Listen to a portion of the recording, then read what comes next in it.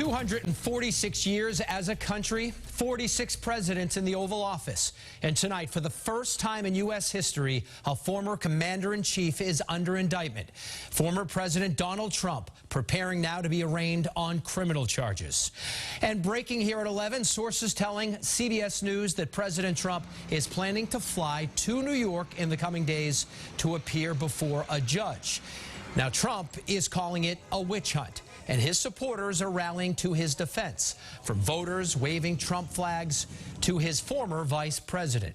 And so what was a rumor is now reality. A grand jury voted to indict Trump over so-called hush money paid to an adult film star, Stormy Daniels. Thank you for joining us. I'm David Wade, and we are covering all angles of this breaking story tonight. We're looking at what this indictment means, what will happen next, what voters think, and the political fallout. We start with Chris Tanaka, who's breaking down the criminal case. Chris? Yeah, David, tonight we are getting a better picture of the case. Sources actually tell CNN the president will face 34 charges related to business fraud.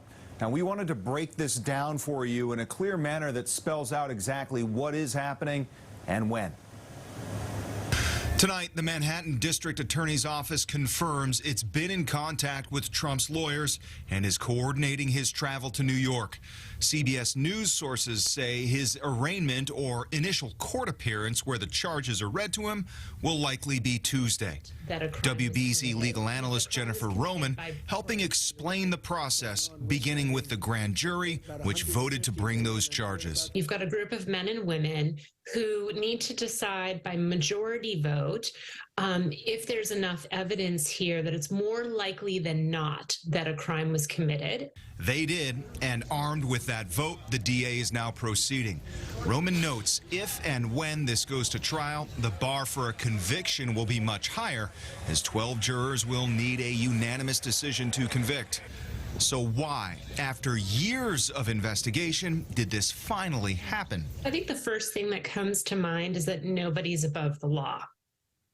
And that's really the message, I think, that comes through loud and clear here. The former president with his own message tonight, taking on his usual combative stance, saying in part, quote, "This is political persecution and election interference at the highest level in history." The case relates to payments made to adult film star Stormy Daniels. The charges are likely to be centered on whether or not he broke any New York state laws in doing so. And there are no laws barring him from running or even serving as president, even if he is convicted. Trump will have a Secret Service detail with him in court. And by the way, all defendants in New York are fingerprinted and mugshotted. David? Chris, thank you.